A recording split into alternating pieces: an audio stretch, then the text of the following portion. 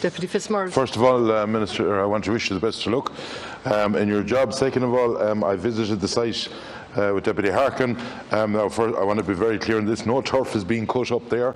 It's a steep blanket bog, and they had an incessant amount of rain. But, Minister, we need action. I spoke to Lara Power today, the CEO on Leitrim County Council. They have RPS consultancy doing up a report. But that bridge that Deputy Harkin has been on about, that if that goes, there is serious problems. I think the OPW need to get involved rapidly. I think funds need to be put in place to Leitrim County Council to make them sure that they are able to cater for the works that need doing.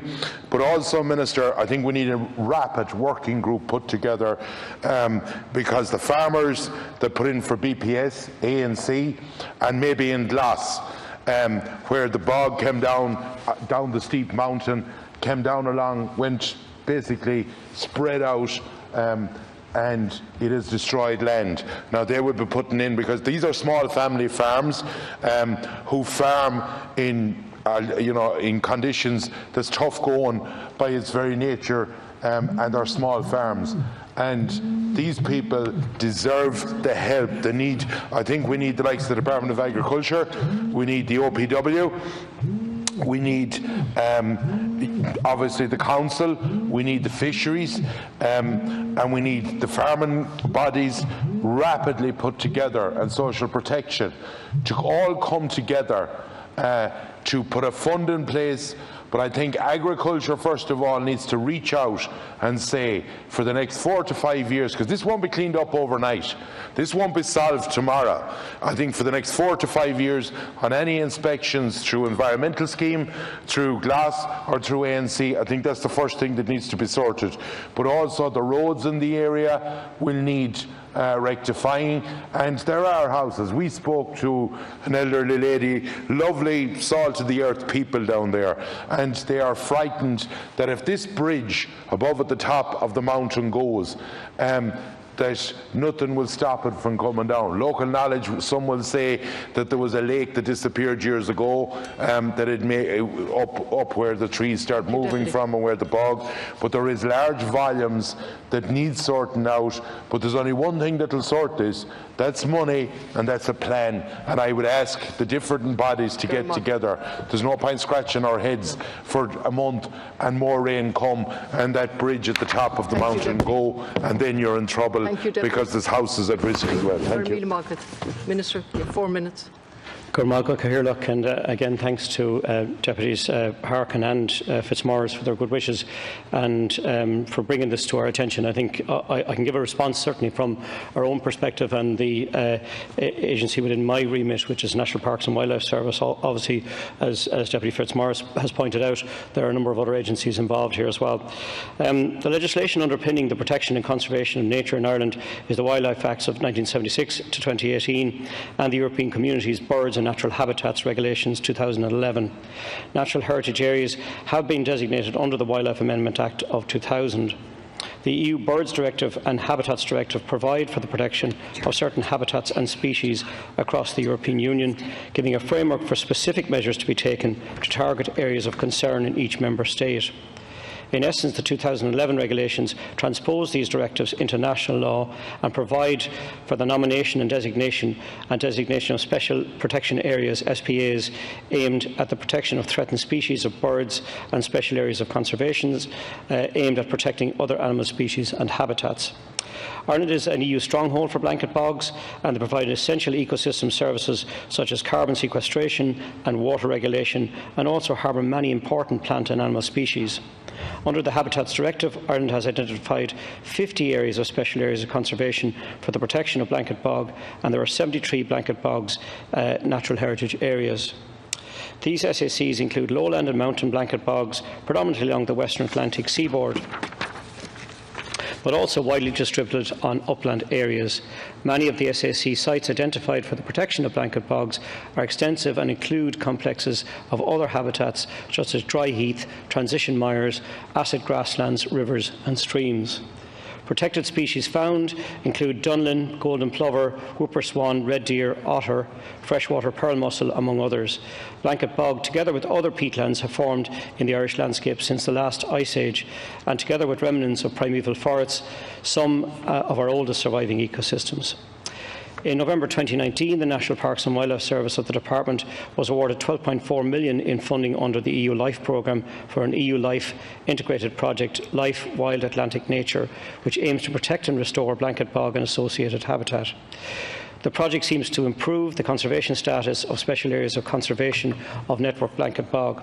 The project start-up has been delayed by COVID-19 pandemic, but is scheduled to take place over a period of 9 years and will be undertaken with the consultation and involvement of local landowners and communities. Bowley-Brack Mountain was nominated for designation as a special area of conservation in June 2003 and is afforded protection under the 2011 regulations.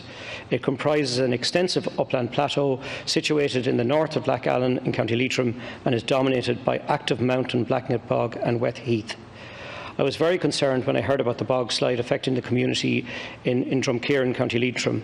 The site of Shas Mountain is in Bowley-Brack Mountain Special Area Conservation. Officers from the National Park and Wildlife Service of the Department have been onto the site to investigate the extent of the damage of the SAC. Initial findings are that the bog slide originated within the southern section of Bowley-Brack Mountain SAC and along the southern flank of the forestry plantation. The land where the slide originated is now very unstable and further slippages may occur. The volume of peat loss appears to be quite substantial, and given land affected downstream, a significant amount of peat from within the SAC has slid down to headwaters of the stream, which is a tributary of the Differ River and itself enters into Lough Allen. The peat material has been carried up to 5 kilometres and deposited within the floodplain along the distance. A drone survey or equivalent may be needed to fully assess the scale of the damage. I understand that Leitrim County Council at present, the lead agency dealing with the incident, the Office of Public Works, is in contact with engineers in the Council and providing advice as required. In addition, both the Forestry Inspectorate of the Department of Agriculture, Food and Marine and Coilta have been on site since the event and have examined the site in detail.